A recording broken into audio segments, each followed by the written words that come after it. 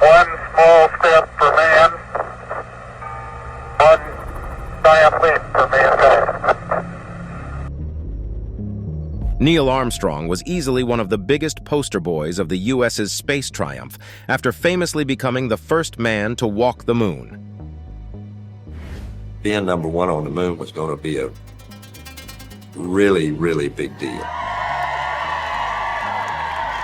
However, this superstar left a cryptic message before his death, which real meaning hides the terrifying secret about the whole moon landing. Joe Rogan dissected this shocking secret in one of his podcast episodes, and we invite you to follow as we analyze this terrifying secret revealed by Neil Armstrong. Well, it seemed if you were conspiracy theory, this would give you a rock-hard boner. Because listen to this. Neil Armstrong made a rare public appearance. Next generation of taxpayers. We have No. Just play the whole thing so you don't confuse everybody. In 1994, Neil Armstrong made a rare public appearance and held back tears as he spoke these brief cryptic remarks before the next generation of taxpayers as they toured the White House. Today we have with us a group of students among America's best. To you we say, we have only completed a beginning. We leave you much that is undone.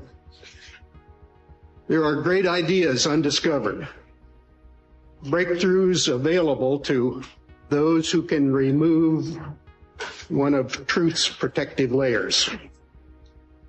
What does that mean? Neil Armstrong needs no introduction as a remarkable person who made history by becoming the first human to walk on the moon. He had always wanted to fly. He was born on August 5th, 1930. Near less than 60 miles from the Wright brothers' workshop in Dayton. When he was 6 years old, young Neil rode in his first airplane, a Tin Goose Ford tri-motor passenger plane. He was hooked. At 16, Armstrong earned his student pilot's license even before he had a driver's license. In 1947, Armstrong attended Purdue University on a naval scholarship, studying aeronautical engineering. As part of his scholarship, the Navy trained Armstrong as a fighter pilot in Florida. His college studies were interrupted by the outbreak of the Korean War, where Armstrong flew 78 combat missions. His aircraft, the F-9F Panther jet, was one of the first jet fighters to launch from a carrier. After finishing college, Armstrong went to work for the National Advisory Committee for Aeronautics, NACA, which became the National Aeronautics and Space Administration, NASA, in 1958. This mild-mannered kid from Ohio made his name as one of the most daring and skilled test pilots at NASA's Flight Research Center, now renamed after him at Edwards Air Force Base in California. During his 7 years as a test pilot, Armstrong flew 200 different aircraft that pushed the limits of speed and altitude, including the legendary X-15. High over the California desert, Armstrong reached speeds of more than 4,000 miles per hour and took the needle-nosed X-15 to the edge of space. Armstrong's steady hand as a test pilot was instrumental to the success of NASA's first Mercury astronauts. Soon, he'd become one of them. In 1962, Armstrong was chosen for NASA's astronaut training program in Houston, but he and his wife Janet also lost their second child, a 2-year-old daughter named Karen, to an inoperable brain tumor.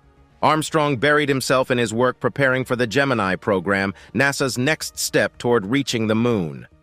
In 1966, Armstrong was chosen as command pilot for the Gemini 8 mission, the first time that NASA astronauts would attempt to connect two spacecraft in orbit, a difficult and dangerous maneuver known as rendezvous and docking. Armstrong and his co-pilot David Scott successfully docked with an unmanned Agena target vehicle, but soon after their spacecraft began to spin uncontrollably due to a malfunctioning thruster. Armstrong managed to stabilize the Gemini 8 by using the re-entry control system, but had to abort the mission and make an emergency landing in the Pacific Ocean. It was a close call, but Armstrong's calmness and quick thinking saved the day. Armstrong's next and final mission was the one that would make him immortal. In 1969, he was selected as the commander of Apollo 11, the first manned mission to land on the moon. He was joined by Lunar Module pilot Edwin Buzz Aldrin and Command Module pilot Michael Collins. On July 16, 1969, the Saturn V rocket carrying Apollo 11 lifted off from Cape Kennedy, Florida, watched by millions of people on television. 4 days later, Armstrong and Aldrin separated from Collins in the Command Module and descended in the Lunar Module Eagle toward the Moon's surface. As they approached their landing site, they realized that it was full of boulders and craters and had to find a safer spot. Armstrong took manual control of the Eagle and flew it over the hazardous terrain, while Aldrin called out the altitude and fuel levels. With only seconds of fuel left, Armstrong found a clear area and gently touched down. He reported to Mission Control, "Houston, Tranquility Base here. The Eagle has landed." After checking the systems and preparing the equipment, Armstrong and Aldrin opened the hatch and climbed down the ladder of the Eagle. On July 20th, 1969, at 10:56 p.m., Armstrong earned the prestige of being the first person to step on the Moon. As he took his first step, Armstrong famously said, "That's one small step for a man, one giant leap for mankind." He was followed by Aldrin, who described the Moon as magnificent desolation. Together, they spent about 2.5 hours on the lunar surface, collecting rocks and planting a U.S. flag that was important, and talking to President Richard Nixon via a telephone link. They also deployed scientific instruments, including a laser reflector and a seismometer. They left behind a plaque that read, "Here, men from the planet Earth first set foot upon the Moon, July 1969 AD. We came in peace for all mankind." After rejoining Collins in the Command Module, the Apollo 11 crew returned to Earth and splashed down in the Pacific Ocean on July 24, 1969. They were greeted by cheering crowds and a ticker tape parade in New York City. They also received the Presidential Medal of Freedom from Nixon and the Congressional Space Medal of Honor from President Jimmy Carter. They became global celebrities and heroes, but none more so than Armstrong, who was hailed as the first man on the Moon. Many, however, insist Armstrong's landing was faked. This included Joe Rogan. And I've looked at a lot of very compelling documentaries that explain why they think it was hoaxed. And they'll show you some footage, and you can look at some of the footage, and it looks fake. There's some footage that, to me, looks really doctored. Why do people doubt the moon landing? One of the most popular and persistent theories that the moon landing was faked is based on the observation that the American flag planted by the astronauts looks like it is flapping in the wind, which is impossible on the Moon, where there is no atmosphere. This theory claims that the flag was actually a prop attached to a wire or a fan, and that the whole scene was filmed in a studio on Earth. The proponents of this theory argue that the flag's movement proves that the moon landing was a hoax orchestrated by NASA and the U.S. government to deceive the public and to win the space race with the Soviet Union. The flag conspiracy theory has been widely circulated and popularized by various books, documentaries, websites, and social media platforms. Some of the most influential sources of this theory are the 1974 book, We Never Went to the Moon, America's $30 Billion Swindle by Bill Kaysing, a former employee of Rocketdyne, the company that built the Saturn V rocket engines. Kaysing claimed that he had insider information that the moon landing was faked and that the flag was one of the many clues that exposed the fraud. The 1976 book, NASA Mooned America, by Ralph Rene, a self-taught engineer and inventor. Rene claimed that he had conducted extensive research and experiments that proved that the moon landing was impossible and that the flag was a clear sign of a hoax. He also accused NASA of murdering several astronauts and whistleblowers who tried to reveal the truth. The 2001 Fox TV documentary Conspiracy Theory, Did We Land on the Moon? Hosted by Mitch Pileggi, best known for his role as Walter Skinner in The X-Files. The documentary featured interviews with several moon landing skeptics, including Kaysing and Rene, who pointed out the flag and other alleged anomalies in the Apollo footage. The documentary was watched by 15 million viewers and sparked a renewed interest in the moon landing conspiracy theories. The 2016 YouTube video, The Moon Landing Hoax, explained in detail by ODD. Reality, a popular channel that promotes various conspiracy theories and alternative views. The video has over 4 million views and presents the flag and other evidence that the moon landing was staged. The video also claims that the moon landing was part of a larger agenda to hide the true shape and nature of the Earth, which the channel believes is flat. The flag conspiracy theory is appealing to many people who distrust the official version of history and science, and who seek alternative explanations for the world's events. However, for more context, the theory also taps into the cultural and political tensions of the Cold War era, when the US and the Soviet Union were competing for global dominance and influence. Another point raised by these theorists is the conspicuous absence of stars in the background of the images and videos captured on the moon's surface. This particular aspect has fueled speculation and debate, suggesting that these visual records were not taken on the lunar surface, but rather in a studio designed to simulate the moon's environment. The theory posits that if the lunar landings were genuine, the cameras used during the missions should have captured the stars in the vast black sky. The moon, having no atmosphere, would not scatter sunlight in the way Earth does, which should make stars appear even brighter against the pitch-black backdrop of space. This absence of stars is seen by proponents of the theory as a glaring inconsistency, one that suggests lighting conditions typical of a controlled studio setting rather than the natural lighting conditions one would expect in space. Proponents argue that the technology and expertise available at the time would have allowed for the creation of sophisticated sets capable of mimicking the lunar surface. They suggest that the terrain, the lighting, and even the behavior of dust particles could have been carefully choreographed to simulate a low-gravity environment. This would include managing the lighting in such a way as to prevent stars from appearing in the background, possibly due to concerns that their positions or brightness might not accurately reflect what would be seen from the moon, thereby risking exposure of the fabrication. Another point raised by skeptics revolves around the quality and characteristics of the photographic and filming equipment allegedly used on the moon. It is suggested that the limitations of this equipment in the context of the lunar environment were not sufficiently accounted for in the official narrative. Cameras were supposedly calibrated for the stark lunar daylight, which would make capturing the relatively faint light of distant stars challenging.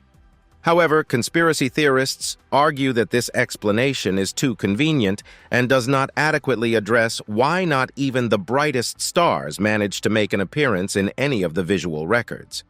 The theory further delves into the specifics of how a studio setup would have allowed for greater control over the depiction of the lunar surface, including the angles and shadows cast by the sun. Critics of the moon landing argue that the lighting seen in the photos and videos exhibits characteristics of artificial lighting, such as uniformity and directionality inconsistent with sunlight in space. This controlled environment would also conveniently account for the absence of stars, as including them would have required precise astronomical knowledge and the ability to replicate the exact appearance of the celestial sphere as viewed from the moon. Another one of the core arguments fueled by those who believe the moon landing was staged centers on the observation that the lunar module did not leave any blast crater or dust trail when it landed or took off from the moon's surface.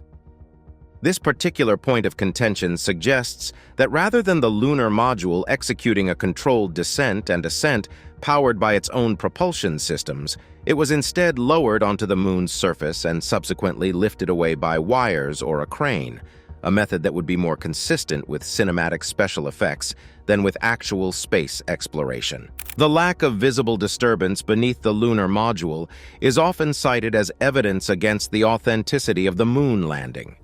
Proponents of this theory argue that the powerful engines required for the descent and takeoff of the lunar module should have displaced a significant amount of lunar dust and debris, creating a noticeable blast crater beneath the module. The absence of such a crater is seen as inconsistent with the expected outcomes of a spacecraft landing on and taking off from a celestial body covered in fine lunar regolith. This discrepancy leads to speculation that the lunar module was never subjected to the forces and conditions of a genuine lunar landing, but was instead carefully positioned and manipulated using earthly methods designed to simulate the appearance of a moon landing.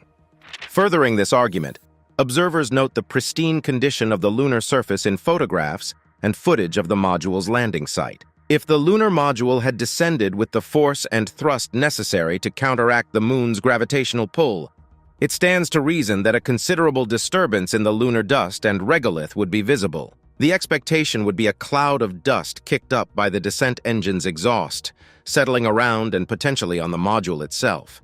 However, the images and videos shared with the public show a clean landing site, with undisturbed dust and no evidence of the displacement that would ostensibly accompany such a landing.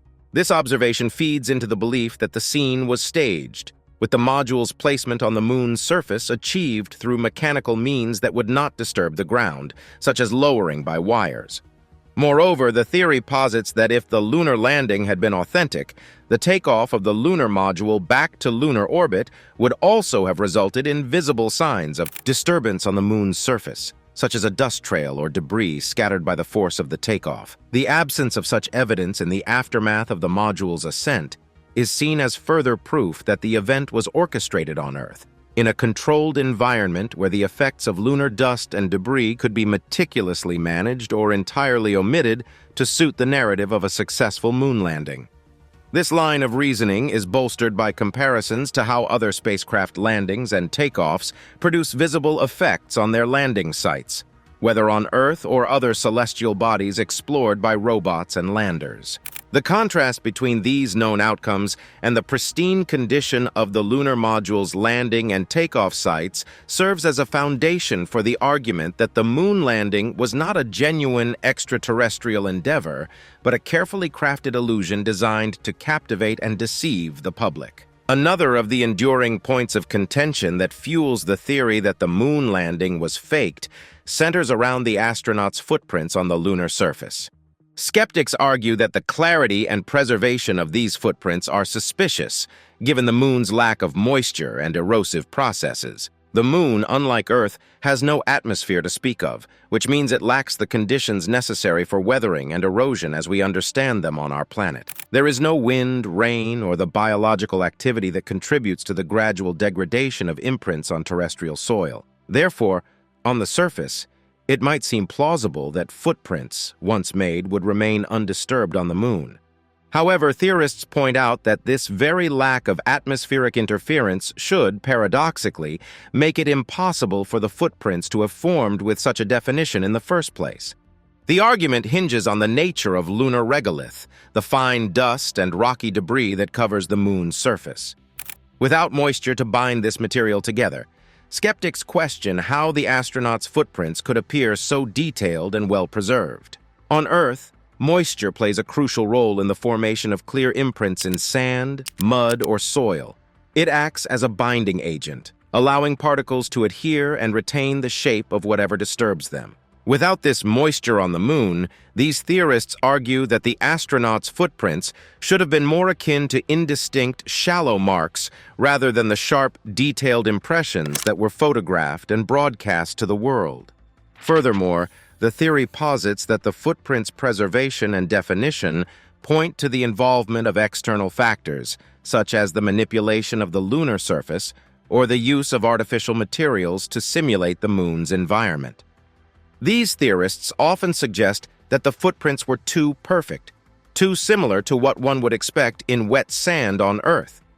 This similarity fuels speculation that the footprints were staged as part of a grandiose hoax crafted within a controlled environment where variables could be manipulated to achieve the desired effect. Proponents of the theory also question the mechanics of walking on the moon, as depicted in the Apollo footage. The astronauts were shown bounding across the lunar surface with a buoyancy attributed to the moon's lower gravity. However, skeptics argue that the force exerted on the lunar regolith should not have been sufficient to create such deep, distinct footprints, given the astronauts' reduced weight. They suggest that if the moon landing had indeed taken place, the astronauts' steps would have left only faint traces, if any at all, on the moon's surface. Let's return to another reason Joe Rogan believed the moon landing was a hoax. The press conference from 1969 when they returned from the moon is one of the most cryptic, weird things you'll ever see. These guys look like they just stole something and they're being questioned. I've never seen a video where people look like they're more full of shit than that video of the press conference from 1969. It's weird, man. It's weird. They're like fidgety and looking nervous, like they're getting away So with they something. didn't do it then. They might have done it. Critics and skeptics, including notable figures like Rogan, have pointed to the astronauts' body language and demeanor during this interview as evidence supporting the theory that they were not truthful about their historic journey. Here is how the criticism breaks down. The astronauts' body language. The astronauts' body language during the post-moon landing press conference has been dissected and analyzed by skeptics to argue that their behavior was not consistent with that of individuals who had just achieved one of humanity's greatest accomplishments. Observers have pointed out that the crew members appeared unusually reserved, nervous, and at times evasive, which contrasted starkly with the expected demeanor of triumphant explorers returning from an unprecedented mission. Lack of eye contact. It has been noted that the astronauts often avoided making direct eye contact with the journalists and attendees. In the realm of body language analysis, such avoidance can be interpreted as a sign of discomfort, dishonesty, or the desire to hide something. The expectation might have been for a more direct, confident engagement, reflective of the monumental achievement they were there to discuss. Fidgeting and discomfort. The crew's physical behavior also seemed to tell a story of its own. There were moments when they appeared to fidget, an action often associated with nervousness or stress. This physical unease could be construed as evidence of internal conflict or guilt about participating in a supposed fabrication of the moon landing. Minimal gesturing. The astronauts' gestures were notably subdued throughout the interview. Typically, expressive gestures accompany vivid recounting of experiences, especially ones as significant as landing on the moon. The lack of such gesturing could be interpreted as a lack of engagement with the narrative they were presenting, possibly suggesting that the story they were telling was not their own. Contrived emotions. Skeptics have also pointed out moments where the astronauts' emotional expression seemed contrived or suppressed. The joy and excitement that would naturally stem from such a historic achievement were notably muted, replaced instead by what appeared to be rehearsed responses. This discrepancy between expected and observed emotional responses adds another layer of suspicion to their account. The analysis of the astronauts' body language cannot be complete without considering the psychological aspects that might influence such behaviors. Stress, anxiety, and the pressure of being under intense public scrutiny could naturally lead to the behaviors observed, regardless of the veracity of their mission. However, from the perspective of those endorsing the conspiracy theory, these psychological responses are seen not just as symptoms of stress, but as indications of the immense burden of carrying a fabricated story. Cognitive dissonance. If the astronauts were indeed participants in a hoax, they would be experiencing cognitive dissonance, that is, holding two conflicting beliefs simultaneously, the truth of their experience versus the public narrative. This internal conflict could manifest through the nervous behaviors observed during the interview. Stress under scrutiny. The astronauts knew they were the focus of global attention, and the pressure to maintain a specific narrative could have contributed to their apparent discomfort. This scrutiny, especially if they were hiding a monumental secret, would exacerbate stress responses, making it difficult to appear natural and at ease. Fear of slip-ups. The fear of accidentally revealing the truth or contradicting the official narrative could lead to cautious, measured responses, which might explain the lack of spontaneity and enthusiasm in their recounting of the moon landing. The interpretation of the astronauts' body language and behavior plays a crucial role in the moon landing conspiracy theory. These nonverbal cues are seen as pieces of a larger puzzle, suggesting that the landing was a highly sophisticated hoax. The theory posits that the astronauts, being honorable men, were placed in an impossible situation, forced to perpetuate a narrative for reasons of national pride or technological posturing during the Cold War era.